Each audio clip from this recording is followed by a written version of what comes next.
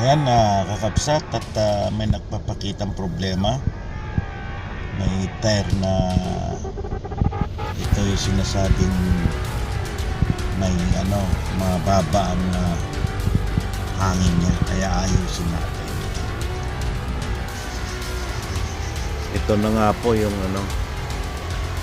yung mababang hangin, parang may tusok na lamang kasi binumbaan ko na to noon eh.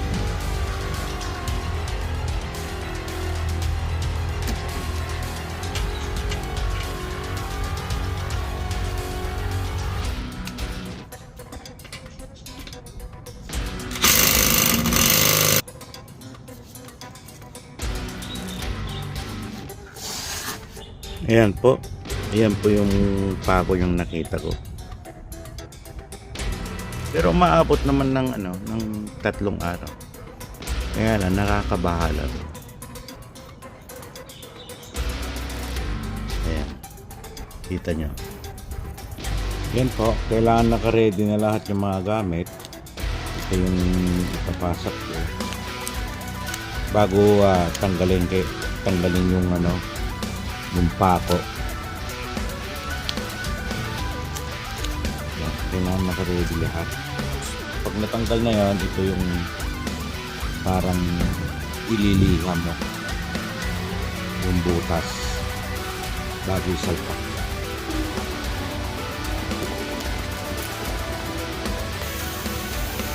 Ayan po, malaki-laki rin. Dito mo. Ito, papahiran natin ng rugby. Ayan, regular PVC cement. Parang rugby. Hindi lang parang rugby, talagang rugby.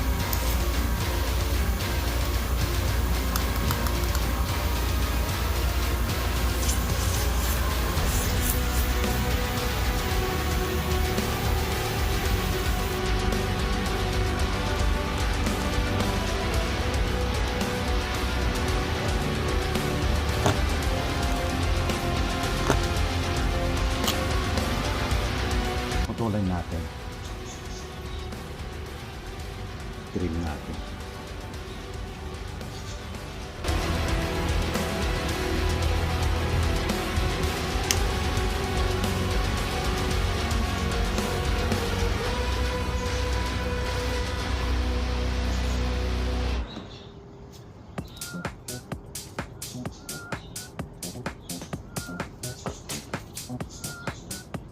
Ngayon, lalagay na natin yung bulaw. Kailangan tong butas na to nasa ilalim para maipos niya o maipit niya.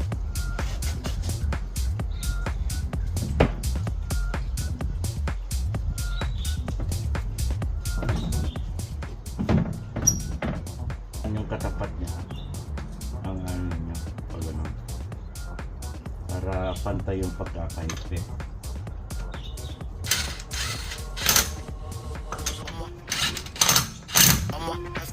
Para itong block niya.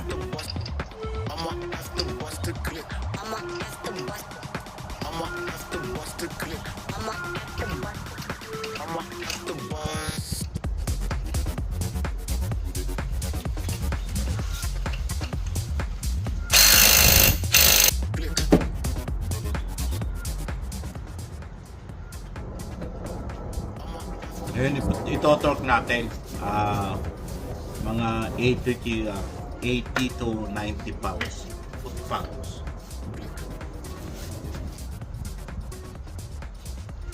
Yan po, nakaset sa 90.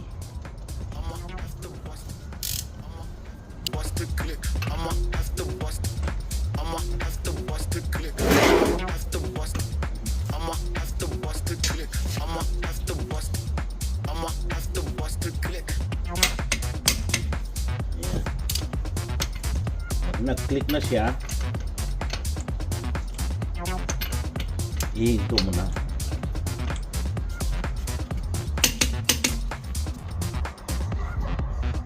Ang ng bomba noon, mga 33 to 35 PSI.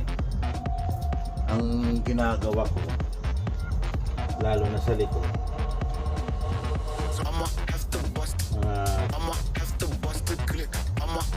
mga 38.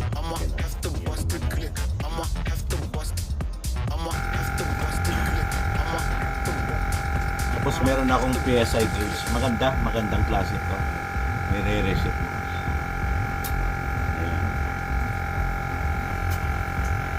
Ayan, habang hinihintay natin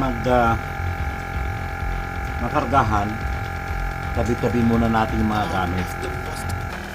Ngayon, double check natin yung pressure gauge niya.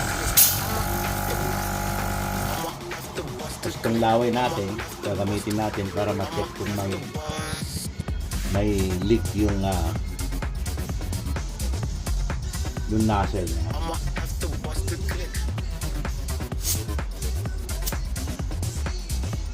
Bawasan natin ng konti.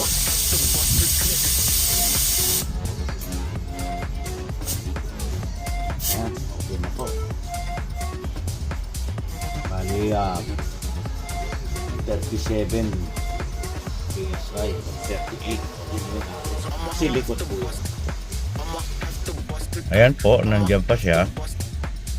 Yung sa dashboard. Patatakbuhin natin para mawala. Yan po, at umaambon ngayon dito.